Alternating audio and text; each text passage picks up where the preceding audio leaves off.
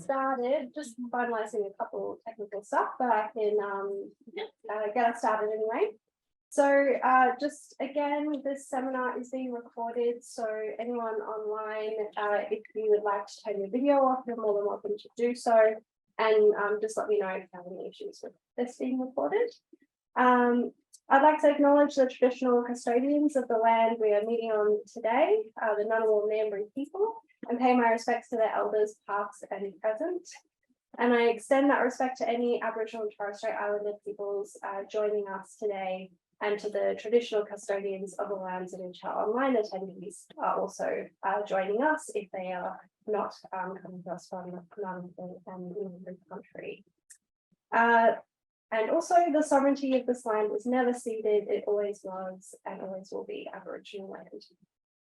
Okay, so today is our final seminar for semester 1, and we also today are doing a bit of a special seminar because tomorrow is International Diversity Pride Day, and so this seminar celebrates that.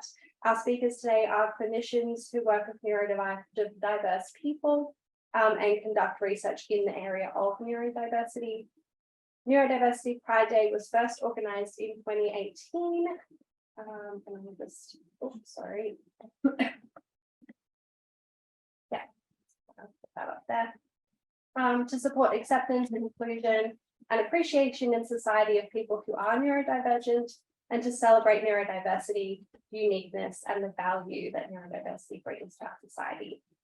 If anyone is interested in learning more about this, please visit the website on the slide there. They have lots of information about different events and what the day is all about. So without further ado, I want to introduce, I should say, our first presenter, Bianca Calabria. She will be presenting to us on, I'll just do that. Sorry. Do you want, I'll let you sort out the computer stuff. So her presentation today is titled Understanding Strengths Hidden by Deficit Models of Autism and ADHD Psychosocial Disability, Epistemological Pluralism, and the Lived Effects of Policy Categories. Dr. Calabria, am I saying that right? Have I gotten that wrong? Yeah. Okay. I just want to make sure I do say it right, is a clinical psychologist and the director of the Teal Psychology Space. She's also an honorary senior clinical lecturer at the ANU and an adjunct senior lecturer at UNSW. She's also neurodivergent and has worked as an academic researcher for over 15 years in the areas of wellbeing and trauma. Her research includes participatory action research principles, implementation science, and intervention development and evaluation. In a clinical role, she therapeutically supports neurodivergent people to improve their well-being, connect with their authentic self, and improve daily functioning. She also has a particular interest in and experience with working therapeutically with people who are twice exceptional, and works with neurodivergent and neurotypical people who have experienced complex trauma, and also conducts adult autism and ADHD diagnostic assessments, doing lots of amazing things. Please welcome Bianca.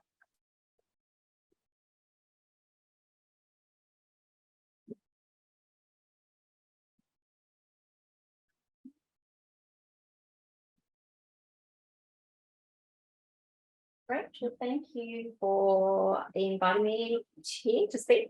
It's exciting to see the ANU presenting on to having a seminar series at the time to celebrate Neurodiversity Pride Day tomorrow.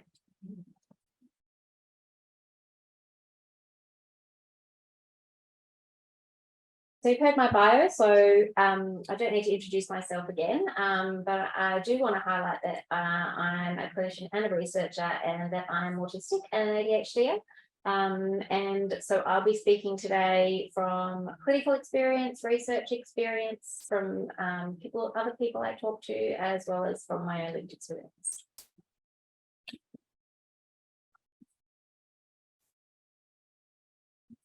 So The word neurodiversity, it was coined by Judy Singer in her 1998 sociology honours thesis, and she's Australian. And if you want to check out her work, you can look up her book. It's called, I think it's Neurodiversity, the Birth of an Idea. Now, she first used this to specifically describe and recognise that autistic brains are different from non-autistic brains. Since then, the word neurodivergent has been used to describe any brain that has been born different or developed different or that changes because of something over time. So you can see in the middle of this slide, this is an image created by the lived experience educator. She has wonderful resources online, that there are many, many conditions, brain types, conditions that are referred to as neurodivergent. Commonly, and at the teal psychology space and today, I'll be using the word neurodivergent to describe people who are autistic and who have ADHD or are ADHDers. People who are autistic and those who have ADHD have divergent brains, but also different bodies and nervous systems, and therefore different experiences of the world. And that's compared to the majority of people in society. Really important for us to start to think about differences rather than disorders when we're looking at autism and ADHD. And we're starting to get some research around this as well. It's these things that we've known and that fantastic organisations like Reframing Autism are always promoting and sharing information about.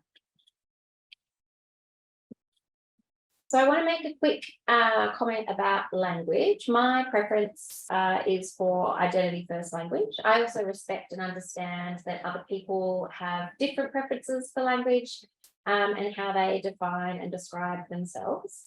I am an autistic person and an ADHDer because those parts of me are part of me. They're not something I carry around. They're not something I want to get rid of or treat. And so I use person first language or identity first language.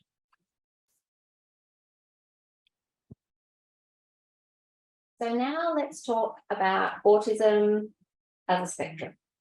It's not a continuum.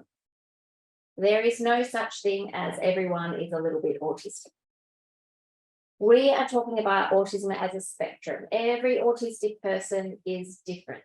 We have common characteristics or traits or parts of us, but the way that that part or characteristic is expressed will differ from person to person.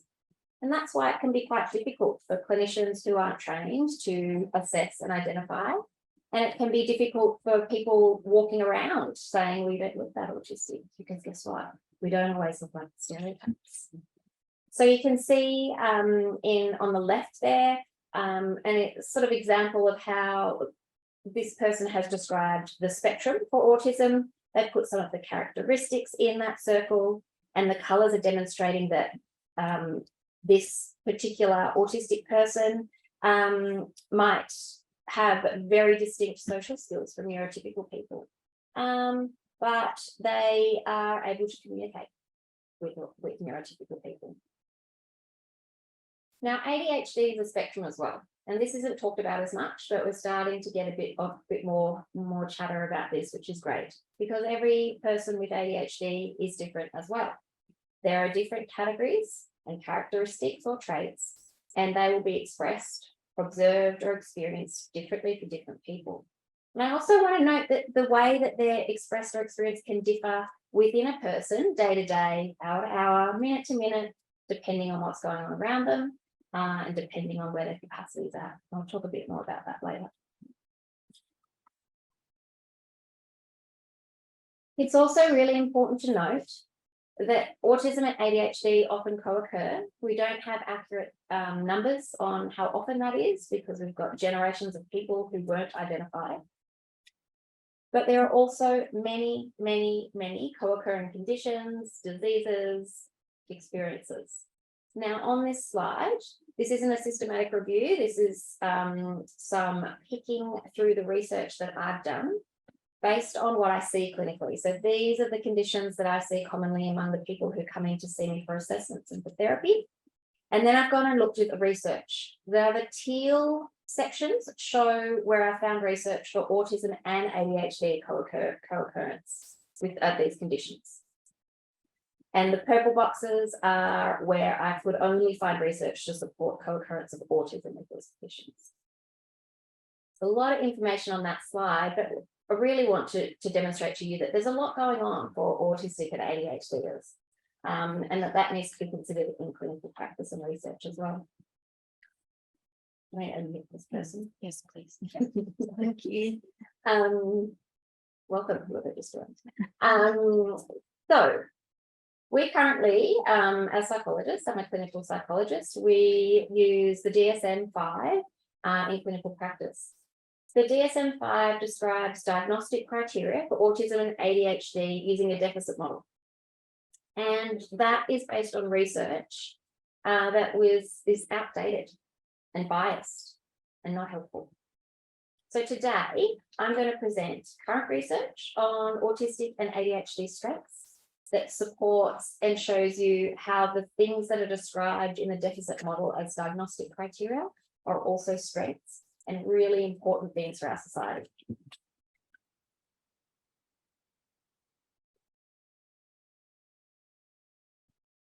There we go. So I'll start with autism. Autistic people do not have deficits in social skills. We have a distinct social approach. Autistic people are socially motivated by their interests. We're focused on efficiency of the communication, so we might be a bit direct for those of you that like talking about the weather. We may have flat affect, so not show much expression on our face. And then maybe the next day we will have so much expression on our face. Mine definitely goes from one to the other. We prefer a few close friends rather than spending time in large groups. Research has consistently demonstrated that information sharing and rapport is effective when autistic people communicate with autistic people and when non-autistic people communicate with non-autistic people. When we get them together, when an autistic person communicates with a non-autistic person in these research settings, we can see that less information is shared and the levels of rapport are reduced.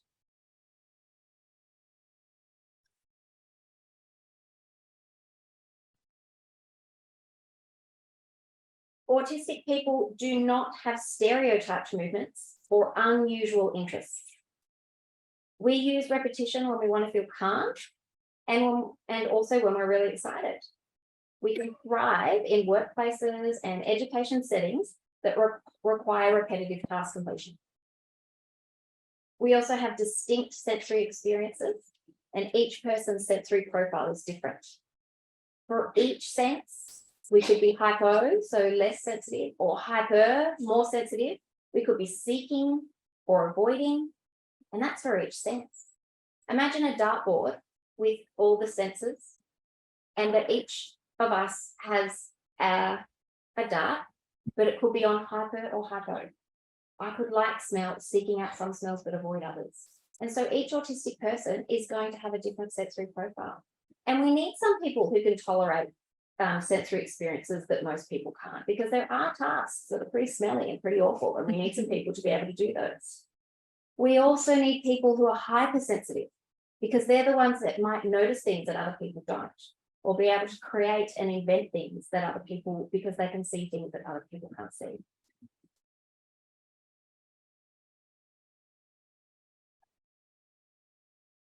Oh, 1, 2, 5. Autistic people don't have ritualized patterns or abnormal intense interests. Autistic people thrive in efficiency and when they can create routines.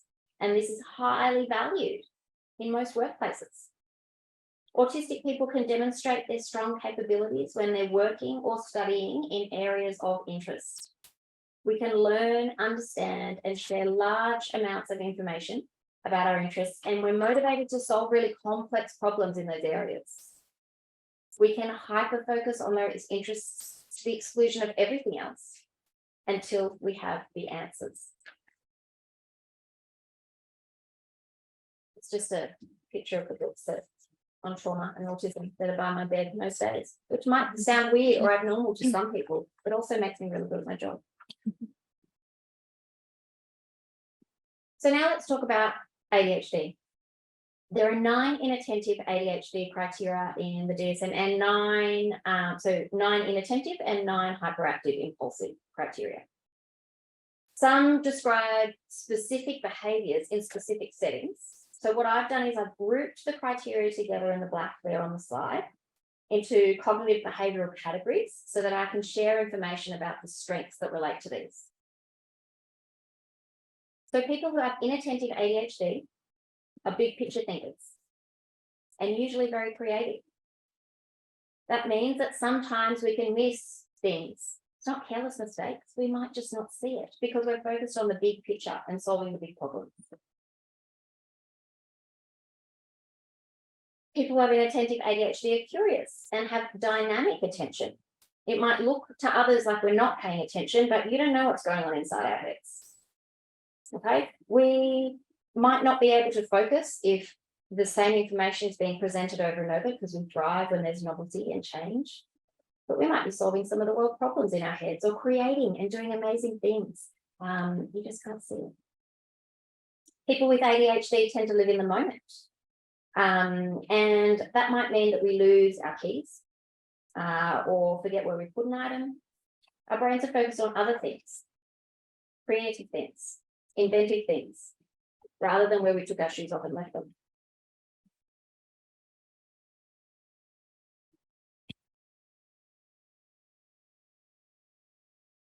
People who have hyperactive impulsive type of ADHD often have high energy, stamina, and resilience.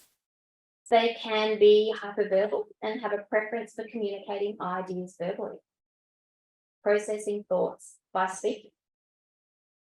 Brain scan research has shown that ADHDers have stronger connectivity in areas of the brain responsible for movement, pattern recognition, and bringing ideas together, among other things.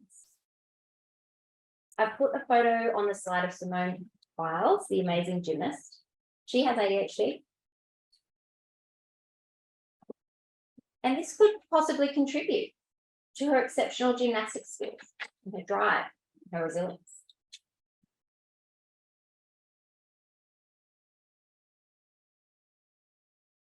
People with hyperactive impulsive ADHD often have a sense of urgency. They're also adventurous, sometimes impulsive. But these characteristics are usually deemed as abnormal, or we're told we're rude. But I'd like you to think about the importance of these characteristics too. We need people in the world who are inventive and who are willing to take some risks on new things so we can create new solutions.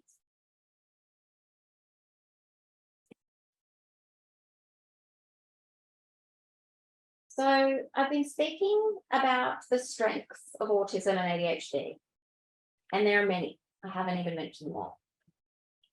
But it's also important to note that despite having many strengths, we live in a world that wasn't built for us.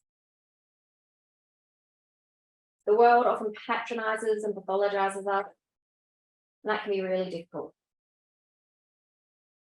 So I want to show you this short video, I think it's only about 1.5 minutes, about social disability and autism to help explain some of the difficulties we face. So let's put the words. On the share screen.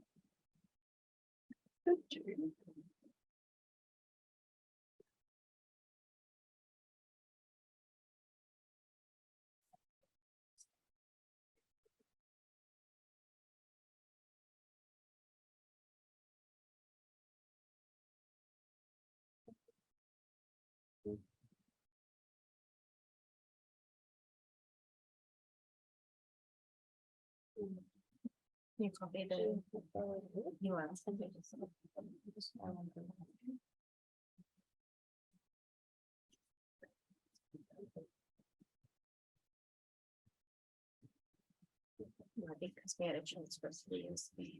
I'll tell you about the video instead. It's a really cool video. You can look it up. It's about what if the world was built for autistic people. And then some non-autistic people came to work and couldn't understand why it was so quiet. And they couldn't understand why people insisted on wearing clothes that were uncomfortable just because they looked good. And how the non-autistic people started to notice that there was a distinct absence of talking about the weather and what everyone did on the weekend, and that this became very difficult for everyone to sort of feel like they were included. And so the autistic people set up committees and tried to work it out, and what they got to in the end is everyone belongs, and that we should accept everybody's way of being and everybody's way of communicating, because that's what makes the world great and interesting and exciting.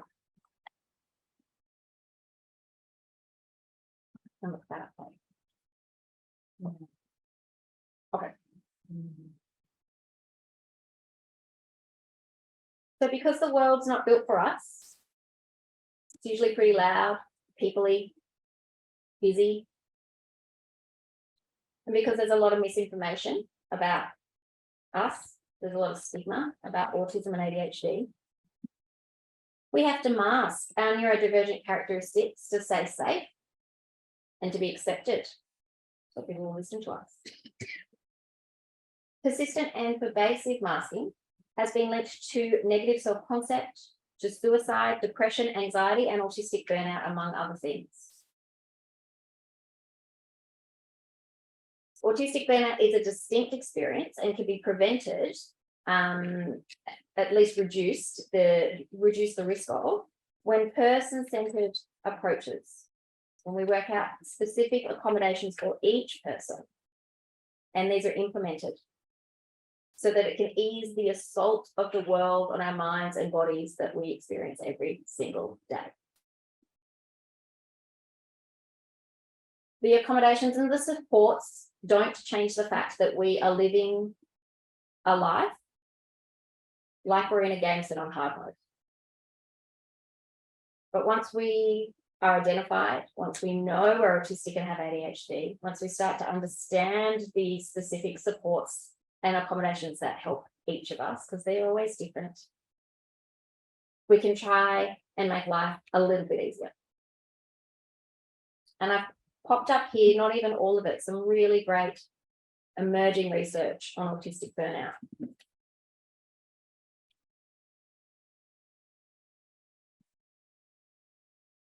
So we know from research that diverse teams produce better outcomes in workplaces. They also produce stronger research. Someone I follow called ADHD Doers recently posted something that stated that neurodiversity is as important as biodiversity.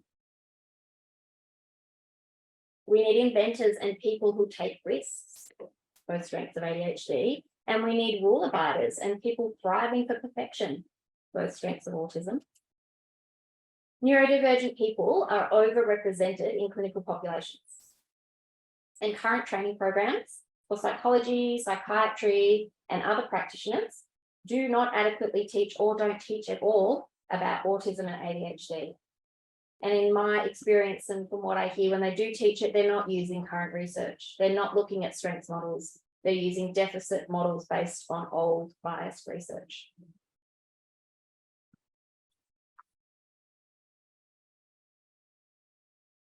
We need to train our workforce in neurodivergent affirming approaches. We must use the current research, and that current research includes people's lived experience. I'm hopeful that our future will accept and celebrate all people and recognise the importance of all differences, that we can listen and learn from people with lived experience, open our minds, reframe our expectations, and provide safe and welcoming spaces, workplaces, education settings, so that all people in our society can flourish and thrive. Thank you very much.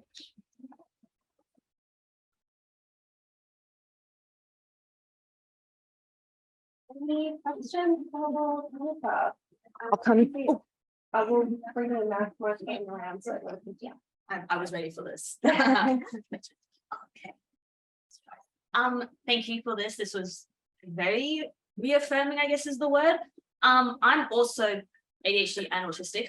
And I was just wondering, and this is something if you wanted to answer like afterwards, depending on like how comfortable you are, but I guess if you could go back to do your PhD with everything that you know now, what are some things that you would recommend for someone like early in their research career to help them? I've experienced autistic burnout, and I've had some interesting experiences related to tone policing as a result of the intersectionality between a woman of color and being neurodivergent. So yes, I would love to kind of know what you would recommend to your younger self. Yeah, and look, and I think, like I said, the specific accommodations and support are going to be different for each person, and I'm happy to have a chat after this. There are lots of really good resources out there to get ideas of the types of things that might help people, including Reframing Autism has some excellent stuff. And the tone thing is everywhere. I went to a conference recently that literally said there is nothing worse than someone speaking in monotone, so please don't do that. And this was a conference for neurodiversity. Okay, and in the same week, a young child I know presented rostrum to her whole school, a neurodivergent person, and was told that she didn't win because her tone was too flat.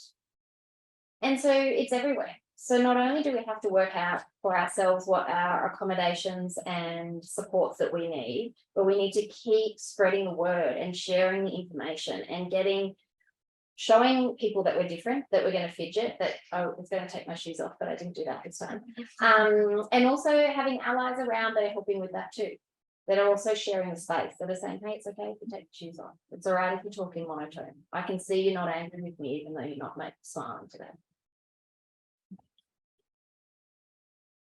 Got Tegan, and then we'll go to Mark. Yeah, thanks for being here. This was really appreciate the strengths-based approach and I guess just communicating that diversity is normal. But I think one thing that comes up for me when I'm reflecting on what you presented is, of course, that diversity is normal in humans in general, of course, and there is a very wide band on what we consider to be normal divergence, right?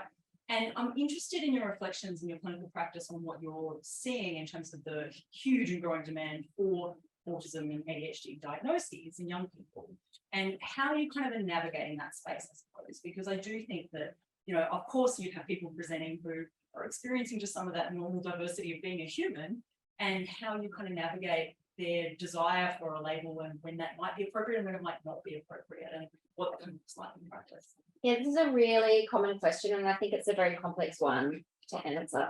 I work with people who are 13 years and older, so young people, but not children, and adults. I'm yet to meet someone who thinks they're autistic who's not. I just don't think neurotypical people walking around going, maybe I'm autistic, because it's more than just the things that I presented. It's always feeling different. It's being excluded by others for no known reason. It's like trying to get it right and still messing it up. And so I think that what we're seeing is a lot of people who were missed or who weren't identified at younger ages, including myself, because of the stereotypes. Now, not everyone that comes to see me for an assessment gets a diagnosis, so I do have a very comprehensive process, but most people do. Because they do meet criteria, because they've done their own research, because they're really, really suffering and they think this might be why. So it's not just about the strengths, and it's not just about the diagnostic criteria, but it's really important to recognize that even if we look like we're okay, there is a lot of suffering on the inside. Yeah, we'll bring Mark, and then we have time for.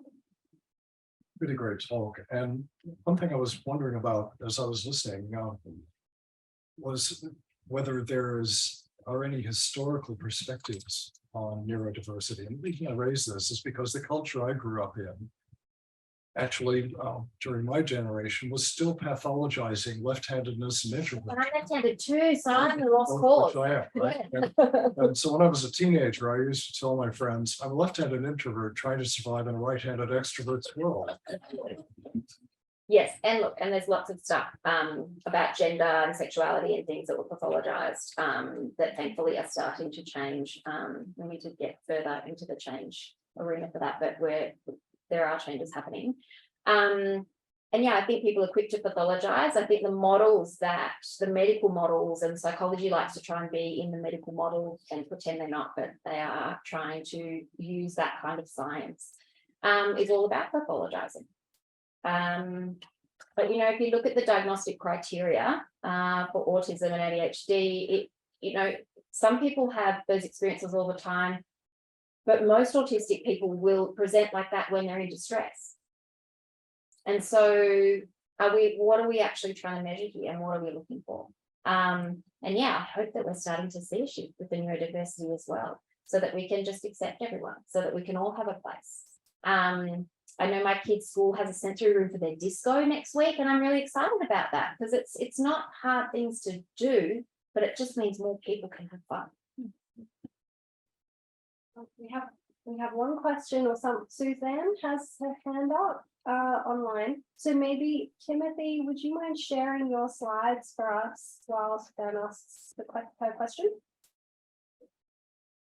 Yeah, I was just on a similar track, thinking I've lived in different countries, and it seems my children got classified in various different ways in different countries. So can you or have you heard of a place where, let's say, autism or ADHD doesn't even exist because the whole cultural norm is shifted against the Anglo world, perhaps? That is a really good question. I am not across all of the countries' systems and diagnostic sort of categories. I think that from what I've heard, and anyone feel free to jump in if they have other information about this, is that in some cultures and some areas, the things that make people autistic and ADHD are celebrated and are strengths. These strong hypersensitivity things, like we might have been the people that could tell the weather was coming before we had the weather person standing up there telling us what the temperature's going to be. You can feel the weather coming, the storm coming. So I think there are definitely areas and places where these things have been celebrated. Each country and each place that uses the medical model is on a different journey at the moment. And so we're hoping that we'll all head in the right direction of acceptance and celebrating neurodiversity, but at the same time helping us, because even if we're celebrated, we're still going to need some supports, and the world's still going to be quite hard. Okay. Thank you so much.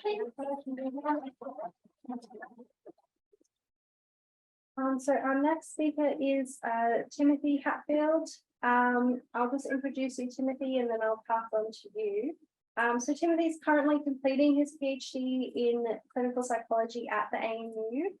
His primary research interest relates to the psychology of physical symptoms, and his thesis examines interoception in people with autism spectrum disorder. He recently advanced a new integrative theory positing that people with ASD may experience a reduced capacity to integrate discrete interoceptive stimuli into global feeling states, potentially impacting social, behavioral, and homeostatic drives. We might hear a bit more about that today.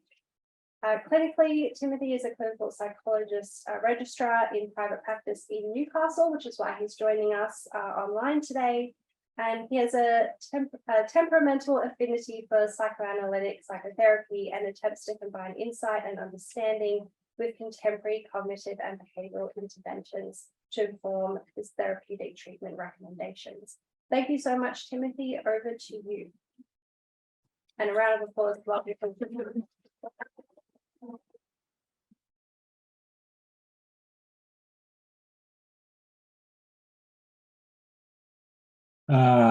Thanks so much for having me today. And I guess to kind of forecast what I want to be talking about today, given it's a research seminar, I wanted to kind of present some of my research, both theoretical and practical, but also use that as I guess a bit of a platform to springboard to something that I've realized I think is important in this space.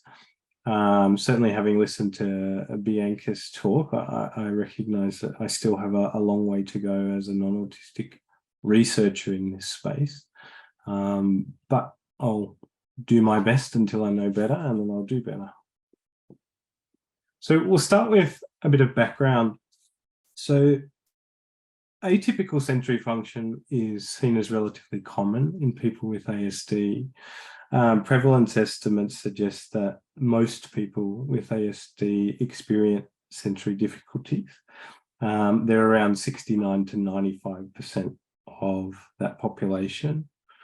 Currently, we see abnormalities in all sensory modalities, and they typically seem to relate to what we call sensory modulation, which is atypical responses to sensory stimuli.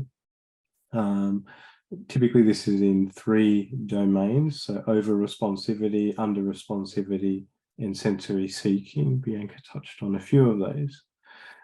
What we know about these sensory symptoms is that they can significantly impact the individual's quality of life, and they tend to be just as debilitating as some of the core characteristics that we sort of see in this space. But despite the high rate of sensory symptoms reported by people with ASD, they've really been historically ignored and have only recently been added to the DSM-5 in 2013 as a core feature of the diagnosis. Expanding on this idea of sensory differences, to date, research efforts have primarily focused on the processing of stimuli which occurs external to the observer, so things like sight and sound. The processing of internally derived sensations has largely been ignored. And so to give a sense of this sensory perceptual process, I'll give a bit of a definition of interoception. So interoception is a homeostatic sensory capacity that represents the ongoing status of all tissues and organs in the body. As a process, it is thought to generate distinct feelings from the body, including things like hunger, thirst, pain, temperature, itch, and all other body sensations to assist us in meeting the challenges of the environment. So as a process, it's really something that will prompt us to seek water if we're thirsty, or warmth when we're cold.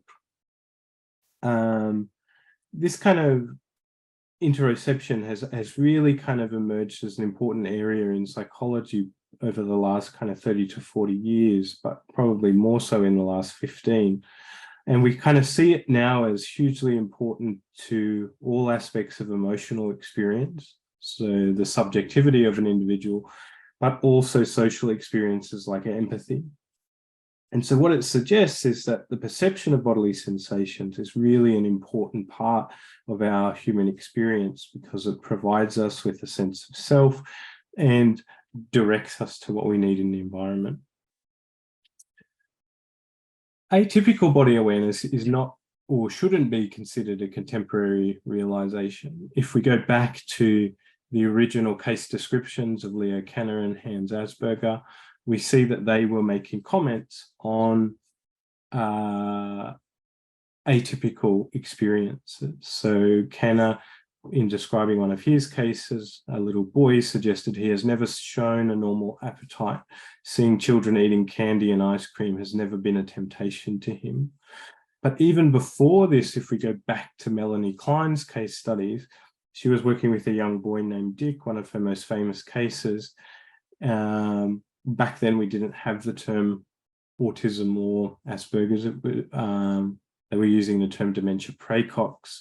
But she described this boy as being very considerably insensitive to pain.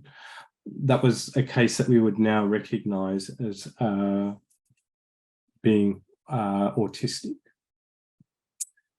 But really, despite this kind of existing in this space since the origins, it's only in the last 10 or so years we've really started to examine interoception in ASD empirically. There was a review conducted in 2016 and they only found 5 papers, but they did suggest that it was preliminary support that interoception in ASD may be abnormal or different and may underlie the major symptoms and the kind of co-occurring disorders, symptoms as well. But what we kind of looked at was that when we kind of looked at this research, they kind of weren't considering other neuropsychological frameworks of ASD. So we went back to look at how does what we know about interoception in ASD link to some of the more prominent neuropsychological theories. One of the most prominent theories in this space is what we call weak central coherence. And in order to understand this, we kind of need to look at the figure on the right, which is a Navon figure, and understand that when we process sensory stimuli, it has a hierarchical organizational structure. So there are local details or specific details that are subordinate to global features. So in the Navon figure, we have small s's and they make up a larger global picture of the letter H. What we see is that people without autism are trying to pursue meaning generally by extracting the gist or seeing the big picture. So we have what's called a global precedence. In people with autism, generally we see that they have a preference for, but also a superiority in local processing. So we call this a local processing bias or a weak central coherence. In essence, it's not seeing the proverbial forest for the trees.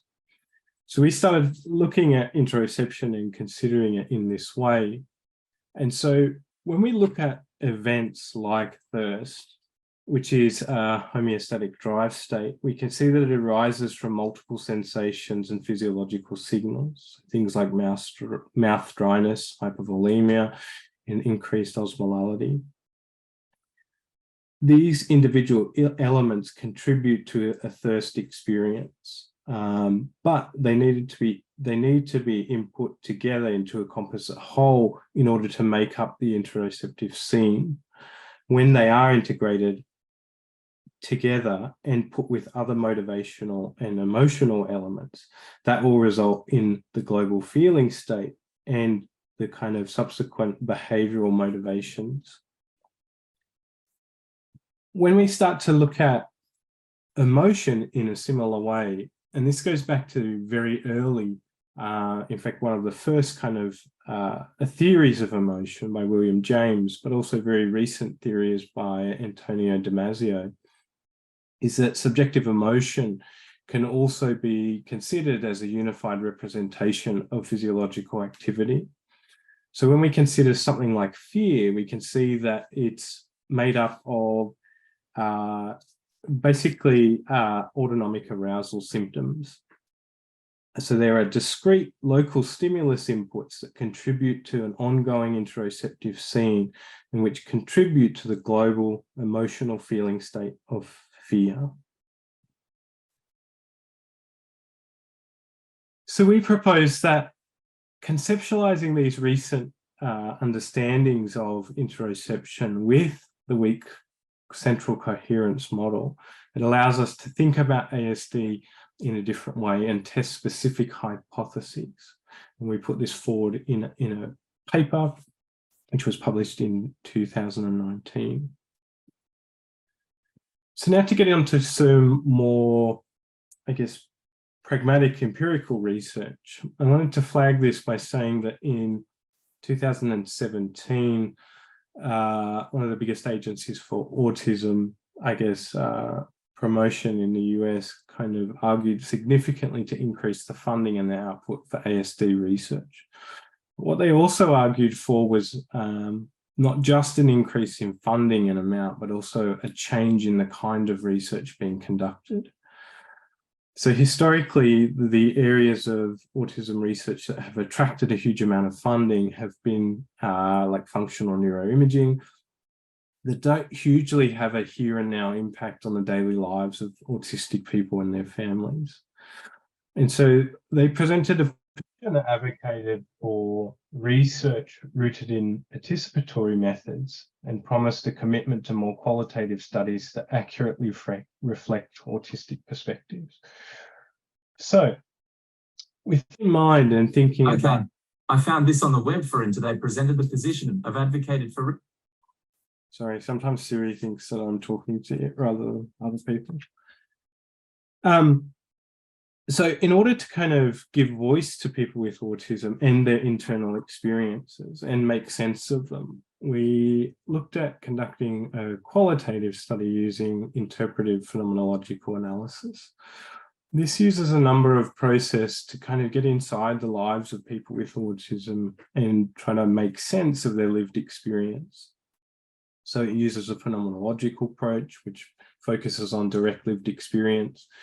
It also has a hermeneutic component, which is basically the idea that as someone with autism is trying to make sense of their symptoms, as a researcher, I am trying to make sense of them making sense of their symptoms.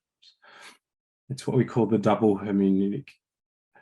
There's also an ideographical component because we're looking at in-depth analyses of particular participants. We're not looking at norms or huge amounts of data. And as we do this, we're kind of looking for divergent and convergent patterns in and across cases. So when we did this, we did interviews with 13 adults, 9 males and 4 females, all diagnosed with ASD, and they ranged between 19 and 68 years. The average age was 46.3. 10 of the interviews were conducted face-to-face, 2 by phone call and 1 by video call. The average interview lasted 42 minutes on average, and the total recorded audio totaled 9 hours and 12 minutes. All the interviews were semi-structured with a brief definition of interoception, followed by an open question, what comes to mind about how you experience interoception. Each transcript was then analysed as a single case, guided by the research questions. What are the participants sharing about their internal experiences, meaning the content, but also how the individuals share their internal experiences, the process. So the analysis involved reading and making notes on the transcripts. So looking for content, how they describe their internal experiences, looking how they use their language to describe their experiences, but then also looking for conceptual themes and patterns.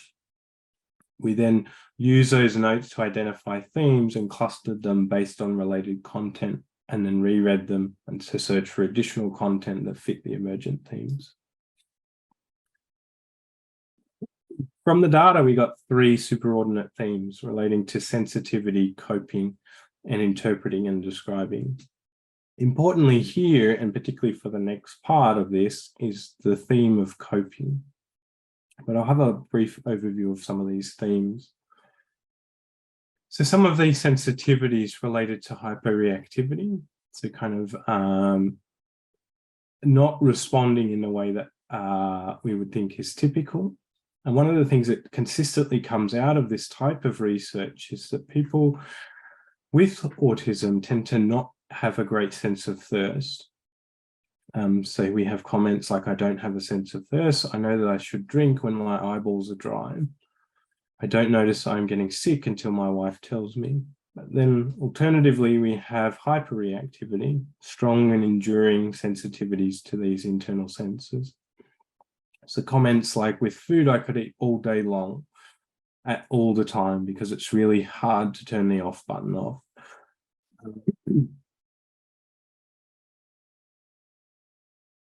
Next, we see our theme of coping. Now, what we might kind of refer to these as autoplastic and alloplastic adaptations, meaning that they're kind of like self-strategies or they're assisted strategies. So sometimes they would use kind of compensatory cognitive adjustments. So this person here would say that it's rare that I recognize I'm thirsty. So what I do is I regularly drink. That way I know I must be satisfying my thirst. Or people simply staying within a regular meal time and eating at particular intervals rather than when they're hungry. But also there was assisted strategy where they might put things in the environment to remind them of particular internal sensations. But then more importantly, there was what we would call like socially assisted strategy, where sometimes people in their social environment would help them think about their internal sensations and alert them to things that might be happening internally. Finally, we saw some difficulty with interpreting and describing internal states. So people could often recognize something was happening, but they didn't know what it was, or they had just difficulty describing, they couldn't find the words for it. So given the nature of this study and the small sample size, there's obviously enormous limitations, and here's a few of them. There's a lack of generalizability and diversity of the group, perhaps. There's a lack of comparison, so we can't be sure that the conclusions that we draw might be unique to people with ASD. And given that one of the themes that emerged in the process of difficulty interpreting and describing, and the fact that these were semi-structured interviews, that it was often the case that I would need to use leading questions and suggest examples so that to help these people think about it, which obviously biases the data. So one of the things that I wanted to reflect about today was the importance of this second theme, but also what it suggests generally about research in people with autism and neurodivergence more generally. Is what we found in their study was that we found what a lot of the other studies had found, and the hyposensitivities and hypersensitivities and the difficulties describing and interpreting. But what we also found was that they could comment on socially assisted coping, because I think that it emerged in the social meeting.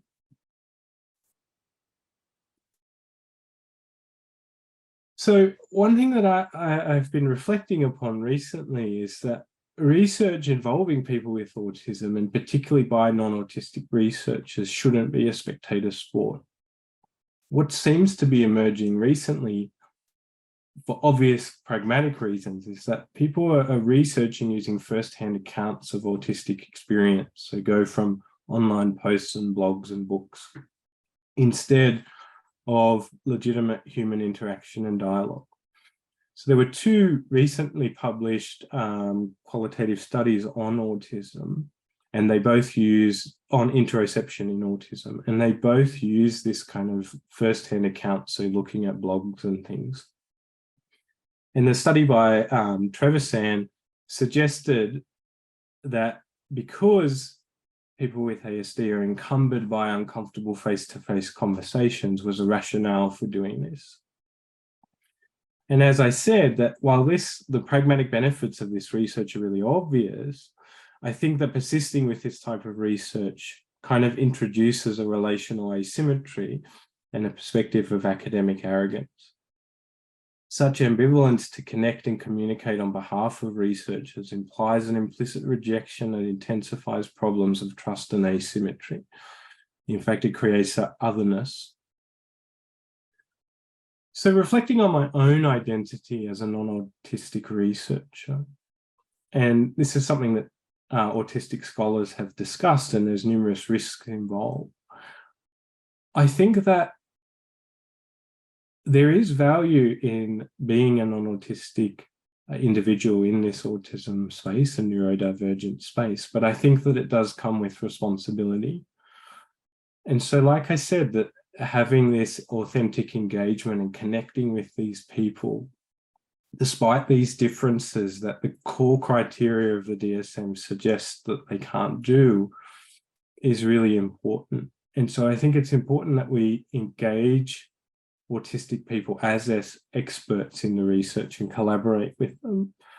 And I also think that one of the really important things is recognizing both empathy and respect. So one thing we could say about Trevisan and saying that, you know, people with ASD are encumbered by face-to-face interviews is that it's a perspective that is attempting empathy. But what it's not doing is respecting them and respecting their capacity of them as, you know, unique relational agents and their ability to communicate their subjective experience and the subsequent meanings in a person-to-person context.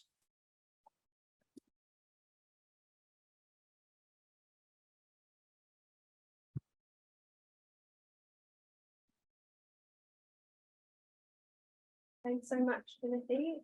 Any questions? Okay, this is going to hand up again, but I'll just give an opportunity to anyone else. So Bianca has a question, and then we'll go to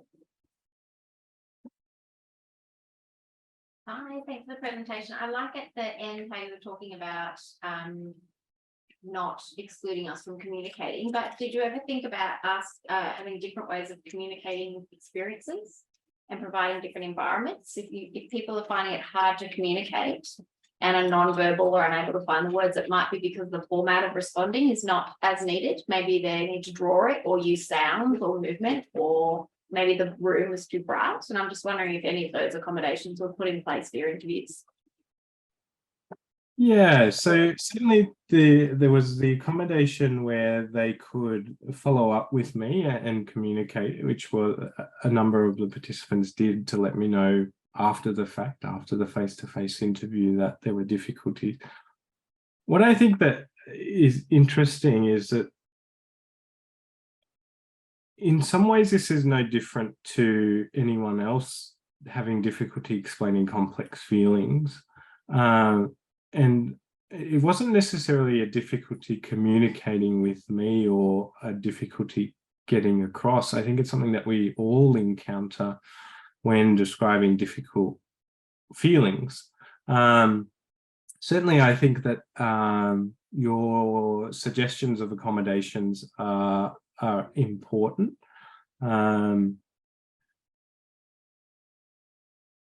I think that, yeah, I think kind of working out how to implement that in a kind of standard framework like IPA would be, yeah, interesting. I'd be keen to see how that might look. But yeah, in terms of those types of accommodations, I didn't think of it, and yeah, it wasn't kind of something that participants communicated they needed. Sorry. We have one more time for maybe one or two quick questions. If anyone has to head off, please feel free to do so. Hi Tim, my name's Anna Olsen. I'm in the school and I'm a qualitative methodologist. Just following up from Bianca, I think one of the strengths of IPA and the intention of IPA is to use the logic and the categories of the people that you're working with rather than your own. So I think there's opportunity for you to go back to your data and have a look at the logic and expression of people in the way that they express their own experiences, and really challenge yourself to move beyond psychological categories of what an experience is, and in fact use their ways of expression to form different and not novel categories. And that's what IPA really encourages us to do. It's really about the internal logic and experience and expression of people rather than externally produced categories. So more of a qualitative methodological comment than a question, but hopefully that's helpful. And reach out if you ever want to talk about IPA. I'm a bit of a 12-minute. Sure, thank you. Thanks so much, Anna. So Asil has a question. Yep. It's a proper question. Well, some people don't like my questions. Anyway, hi Tim. It's good to see Asil. It's good to hear your research from when I heard it in undergrad. I have a question based on your the parts of the definitions you gave with introception. It got me thinking when you said the homeostatic status and keeping it in the middle and whatnot. Have you ever come across dysautonomia in your research, which is the dysfunction of the nerves that regulate non-voluntary bodily functions? And I guess my question is, could that also be something that maybe people that are autistic are also experiencing, which is also preventing them from being interoceptive instead of it just being interoception? Obviously, if you've not come across it in your research, maybe you can think about it and then just answer based on what you know, kind of thing. Yeah, so there's a little bit of evidence that that's the case, and even right out to the kind of periphery, there's kind of reduced I guess, structural nerves, but also functional activity, meaning that right out to the periphery, there's less, I guess, afferent neurotraffic. So there's less information coming up from the body to the brain. But also in particular, one of the really important things that relates to this research is that the area of the brain, the insula, which is, I guess, responsible for stitching this information together and putting it in context, has been consistently shown to be underactive in people with ASD. Great. Do you want, is there a quick question in mind? I'm just aware of time, but there's a lot of engagement, which is fantastic. Sorry, I'm aware of the time, but Tim, I was, when you were talking about reflecting on your situation as a non-autistic researcher, I was thinking back to days when I was involved with the Libel Commission on Aboriginal Deaths in Custody and was doing interviews in trust area communities in far north Queensland of suicide, survivors of suicide attempts. I was the only non-Australian on the team, and we had both Indigenous and non-Indigenous Australians on the team. And each of us was getting, as a result, really quite different expressions and information from our interviewees. So that caused me to think that what a lot of qualitative research perspectives are missing, or at least underemphasizing, is that there's a communicative act that's going on. And your interviewees are going to tailor their communication to their audience, to you. I found that people, interviewees were giving me information that they would not give to Indigenous interviewers because they feared that the Indigenous interviewers would have some power over them that I did not have as an outsider. So I was wondering if you thought about, along those lines, reframing your reflexive research practice in terms of communicative acts with an audience, you, and a communicator.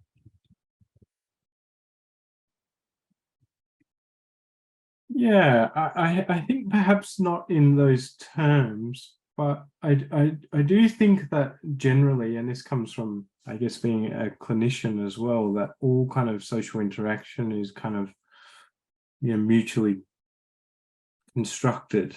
And I, as kind of the only one that was, you know, engaging in those interviews, yeah, I haven't got, you know, someone to compare it with whether I was getting different information, but yeah, I think it's worthwhile thinking about. Fantastic. All right. Thank you so much, Timothy. And